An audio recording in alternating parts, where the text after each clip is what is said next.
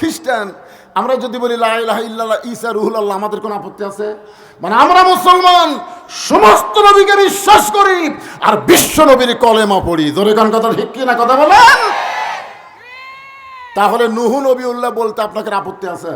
সবাই একসাথে বলেন লা ইলাহা ইল্লাল্লাহ নূহ নবীউল্লাহ। নূহ নবী বললেন, বুড়িমা আপনার আর কোনো টেনশন নাই, বন্যা নামক গজব যখন শুরু হবে আমি আপনাকে হাত ধরে নৌকায় উঠায় নিব। সঙ্গে সঙ্গে বুড়ি বললেন আলহামদুলিল্লাহ ওয়াশকুরুলি ওয়ালা তাকফুরুন। খুব খেয়াল করবেন। আচ্ছা, হাত ধরে তুলবে কে? নূহ নবী। আর প্রশংসা করলো কার? দেখছেন, আমরা তো বড় বড় নেতা আসলে ওর প্রশংসা করতে করতে আমাকে রে, আমার নেতার চরিত্র ফুলের মতন পবিত্র, নামাজ পড়ে না, একক তো ধরে কোন কথা ঠিক কিনা? আয়া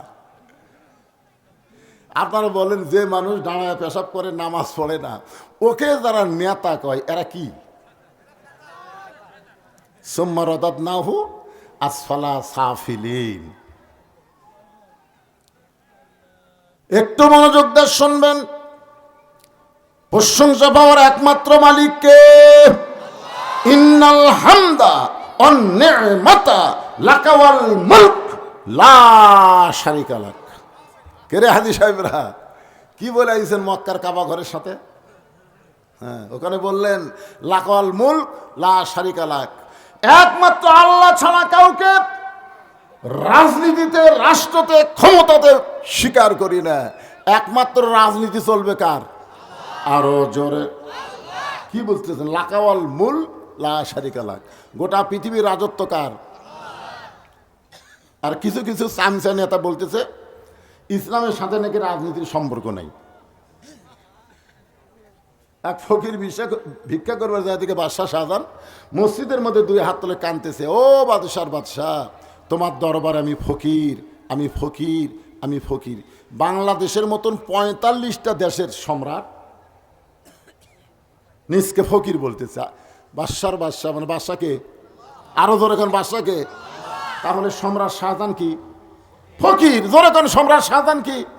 তাহলে যারা বলে ইসলামের সাথে রাজনীতির সম্পর্ক নেই এরা ফকির। বাদশার নীতি হলো রাজনীতি। জোরে কোন কথা ঠিক কিনা? আল্লাহকে বাদশা না? তাবারাকাল্লাযী বিয়াদিহিল মুলক। রাজত্ব কার? তাহলে আল্লাহর নীতি হলো রাজনীতি। সম্রাট শাহজাহান হলো ফকির, মানুষের নীতি হলো ফকরা নীতি। আপনি বলতে পারেন ইসলামের সাথে ফকরা নীতির কোনো সম্পর্ক নাই, তবে গোটা ইসলামটাই হলো রাজনীতি। নীতির রাজা, রাজপথের সেরা পথ রাজপথ। হাঁসের মধ্যে সেরা হাত যদি রাজহাঁস হয় তাহলে নীতির মধ্যে সেরা নীতি হলো রাজনীতি। একটু খেয়াল করবেন। বুড়ি চলে গেল, বুড়ির আর কোনো টেনশন নাই, বুড়ি চলে গেছে।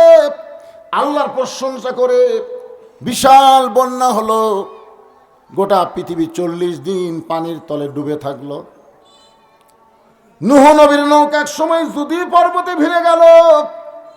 আল্লাহ ডাকতে বলে, নূহুরে খবর কি? নূহ বলতেছে আলহামদুলিল্লাহ, নৌকার মধ্যে যারা জীবিত আছে তারা, নৌকার বাহিরে যারা ধ্বংস হয়েছে তারা। আল্লাহ বলে, নূহ ওই বুড়িটার খবর কি? নূহ বলতেছে আল্লাহ আমার মনি নাই। কি বুঝলেন? মনি নাই। তার মানে বোঝা গেল যিনি সবসময় আমাদেরকে মনে রাখেন তাকেই ধরা লাগবে, যিনি ভুলে যান তাকে ধরে কোনো লাভ নেই। আমরা বিপদে আপদে মুসিবতে ধরবো কাকে? আরো জোরে। যখন তোমার কেউ ছিল না তখন ছিলাম আমি, আবার যখন তোমার কেউ থাকবে না তখন রবে আমি। মাঝখানে তুমি ভুলে গেলে। আজানটা শেষ হয়ে যাক। আজান কতক্ষণ চলবে? আজকে এখানে এশার নামাজ আমার আলোচনার পরে হবে। আপনাদের কোনো সমস্যা আছে? বিশাল জামাত হবে, হাজার হাজার মানুষের একটা বিশাল জামাত হবে, এই জন্য কোনো টেনশন নাই। হ্যাঁ, সবাই একটু আজানের সময় আল্লাহর জিকির করি, লা ইলাহা ইল্লাল্লাহ।